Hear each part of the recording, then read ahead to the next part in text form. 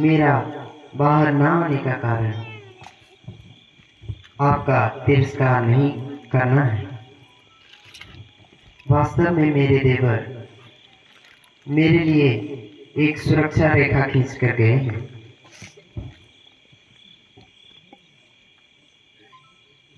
और अपनी सौगंध देकर गए हैं कि मर्यादा की सीमा का उल्लंघन करके बाहर मत जाना। इसलिए मैं इस रेखा को लांघकर बाहर नहीं आ सकती। महात्मन, कृपया आप इस बात का बुरा ना माने। बस बहुत हो चुका। तुम हमारा बार बार निरादर कर रही हो। पहले तुमने हमें दुनिया से अंदर आने के लिए रोक दिया और अब दूर से मुझे खाना दे रही हो, जैसे कोई हम पशु पक्षी हैं। ऐसा व्यवहार तो नीच जाति के लोगों के साथ किया जाता है।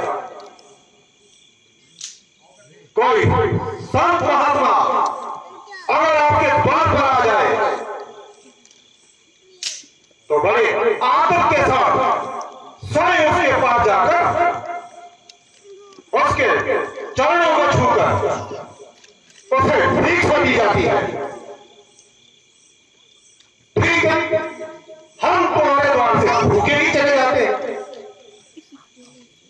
लेकिन इस अपमान के बदले हम तुम्हें एक श्राप देंगे।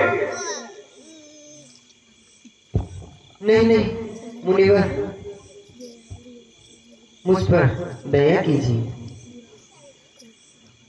मुझे अपनी पुत्री के समान समझकर मेरी समस्या और मजबूरी को समझिए।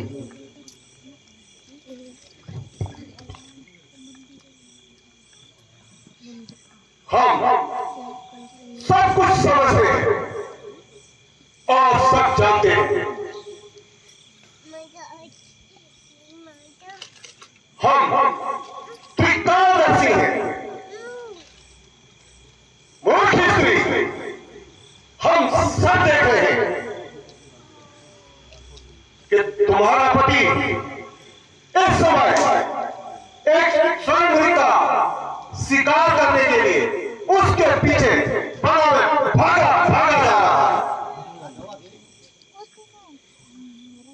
वो स्वर्ण एक बार आपके पति को अपने तीखे सीनों से आहत भी कर चुका है।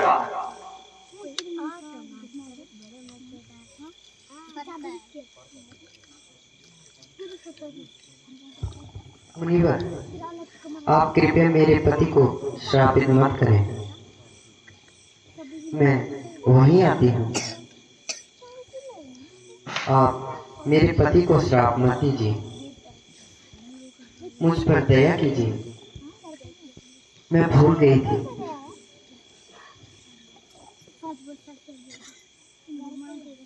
मैंने आपकी शक्ल को नहीं पहचाना है। मुझे कृपया क्षमा कर दें। जा कन्या, हमने तुम्हें क्षमा कर दिया। हम तुम जैसी सुंदर नारी की आंखों में आंसू नहीं देख सकते।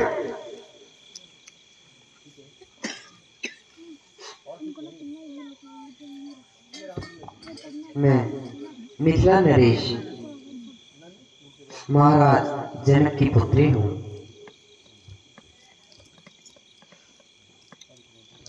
मिथिलापुरी नरेश राजा जनक की पुत्री, और इस अवस्था में ये कैसा दुर्देव है। जिस कांचन काया को देखकर देवता भी मोहित हो जाते हैं, अपना ये जीवन इस घास फूस की कुटिया में नष्ट कर रही है। ऐसी नारी रतन को तो किसी तरलोकी के राजा की पत्नी होना चाहिए।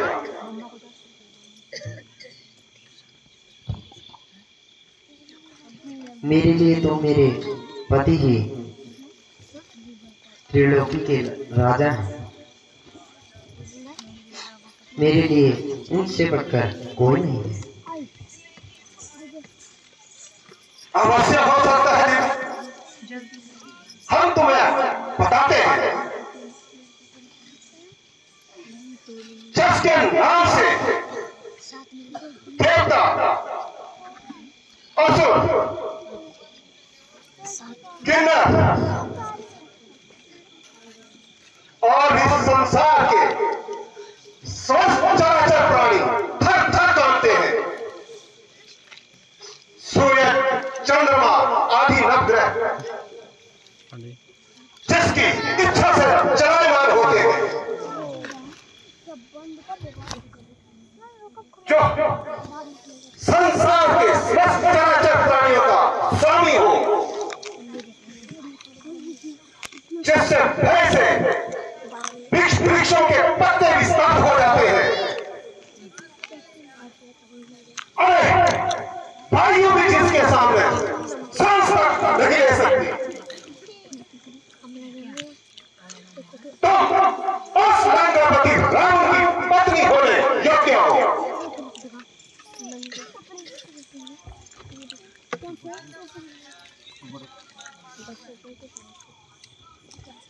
ऐसे बुरे वचन कहते हुए तुम्हें लज्जा नहीं आती? तुम तो परमात्मा के भेष में एक दुरात्मा हो। कौन हो तुम?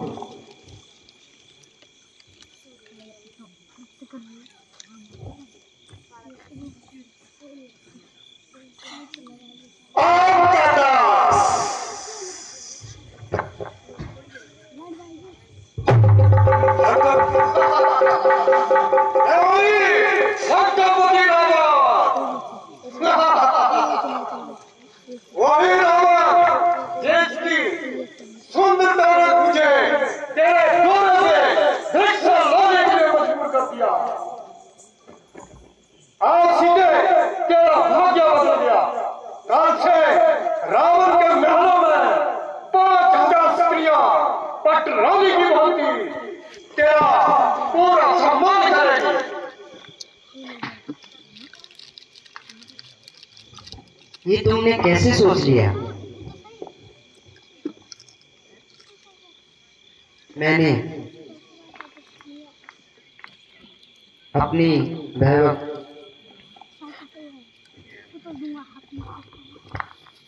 का बखान करोगे और सीता तुम्हारे साथ चल पड़ेगी। तुम इसी समय यहाँ से चले जाओ।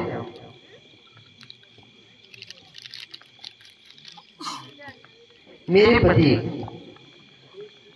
एक ही बाण से तुम्हें और तुम्हारी लंका को भस्म करके रख देंगे।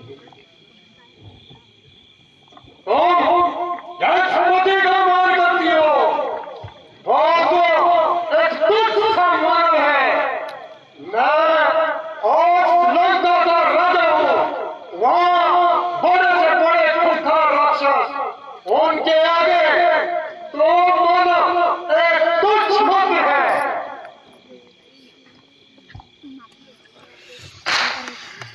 तो हर और दूषण भी तुम्हारे ही भाई थे, जिन्हें रघुबर ने फान के आन में समाप्त कर दिया।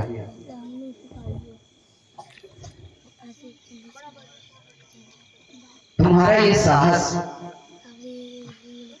एक गीदड़ होकर शेरनी की कामना कर रहा है। तुम्हारा अंत समय आ गया है। अपनी जान प्यारी है तो तो अब भी समय है, यहाँ से चले जाओ। मेरा इतना बड़ा परिणाम और इस अपमान का परिणाम क्या तू जानती है? आज तक मेरा अपमान करने का साहस किसने नहीं किया? एक पतिव्रता स्त्री की तरफ बुरी दृष्टि डालने की मूर्खता किसी ने नहीं की। इसका परिणाम जानते हो? तेरा ही नहीं, तेरे सारे कुल का सर्वनाश हो। मूर्ख, हट जा मेरे सामने से।